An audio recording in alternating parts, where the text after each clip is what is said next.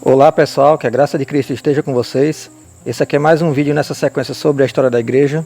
E já aviso para vocês assistirem essa série desde o início. Eu já falei sobre o período da patrística, né? Os chamados pais da igreja, o que aconteceu naquele período, os principais acontecimentos. Já passei pelo período ali que começa a Idade Média, passei um pouco por dentro da Idade Média, cheguei aqui no que a gente conhece como o período da pré-reforma. E hoje a gente vai falar no vídeo sobre o assunto Idade Média, monges e monastérios, que essa parte ela engloba um pouco dessa questão da pré-reforma, né? E que contribui de certa forma no entendimento antes do período que é bem próximo da reforma protestante. Então você vai conhecer esse período, você vai conhecer as ordens de monges e monastérios que surgiram durante a Idade Média, porque teve os monastérios e os monges no período da igreja primitiva. Eu já fiz um vídeo sobre isso, por isso que você tem que acompanhar a série sobre a história da igreja desde o início. E esse aqui é para mostrar as outras ordens monásticas que existiram durante a história da igreja, já do período medieval em diante.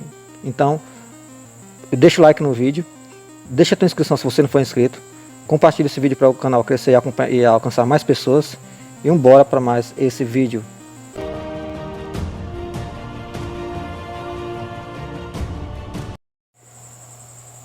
Os monges e os monastérios desempenharam um papel crucial na Idade Média europeia, desempenhando várias funções sociais, religiosas e culturais. Aqui estão alguns aspectos importantes dos monges e monastérios nesse período. Vida monástica. Os monges eram homens que optavam por uma vida monástica, dedicada à oração, contemplação espiritual e trabalho manual. Eles viviam em comunidades religiosas conhecidas como mosteiros, abadias ou conventos. Inclusive, nesses mosteiros, pessoal, que muitos desses teólogos do período da Reforma vieram.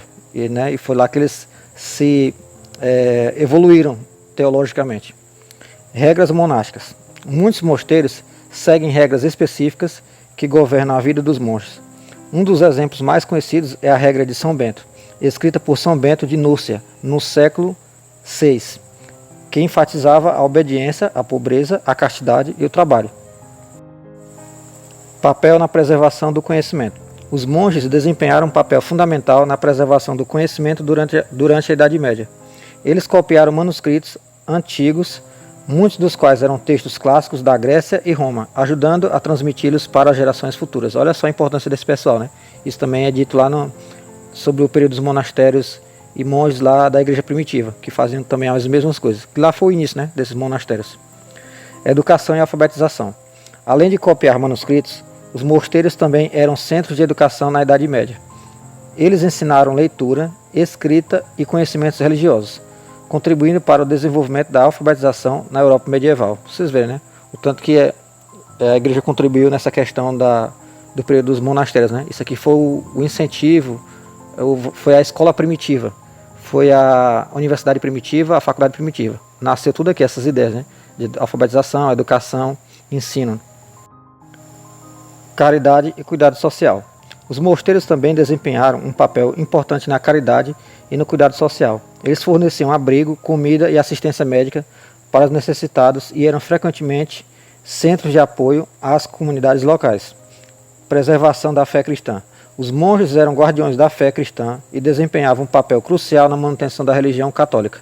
Eles realizaram serviços religiosos, incluindo missas e orações, e desempenharam um papel fundamental na disseminação do cristianismo pela Europa. Porque eles eram evangelistas, faziam o trabalho que a gente conhece hoje como missionários, né? E também o catecúmeno, ou aquele que discipula, é o mesmo sentido.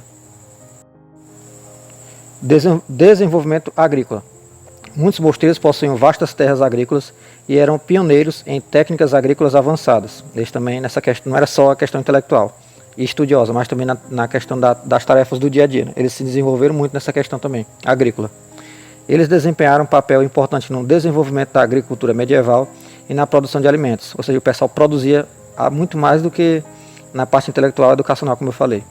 Arquitetura.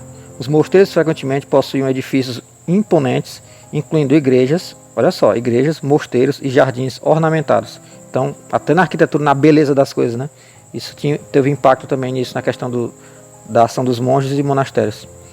A arquitetura monástica medieval é notável por sua beleza e contribuição para a cultura artística da época. Então, isso impactava, claro, na sociedade como um todo.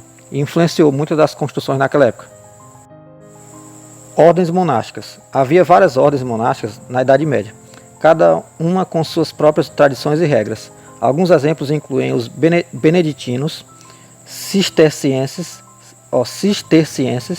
franciscanos, que é uma das mais conhecidas, e os dominicanos, que também são conhecidos.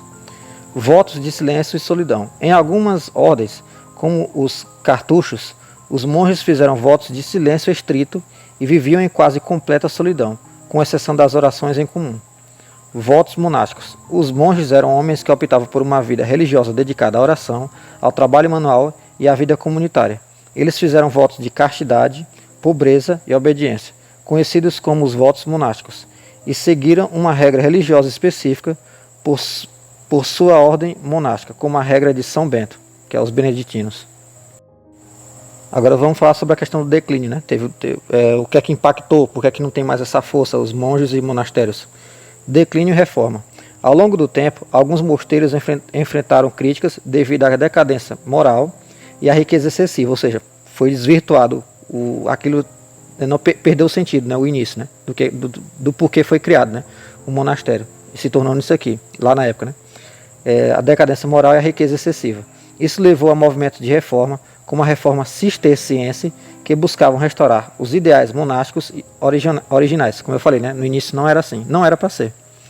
Os monges e mosteiros desempenharam um papel multifacetado na sociedade medieval, influenciando a religião, a cultura, a educação e a caridade. Sua contribuição para a preservação do conhecimento e a promoção da fé cristã foi especialmente significativa durante esse período histórico.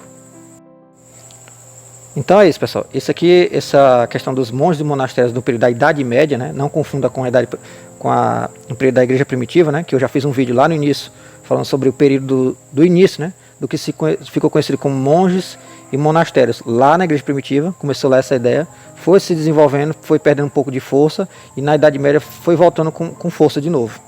E aqui nesse período da Idade Média ela já ganha outros contornos, né? Basicamente eles têm os mesmos princípios e ideais, mas com outros contornos.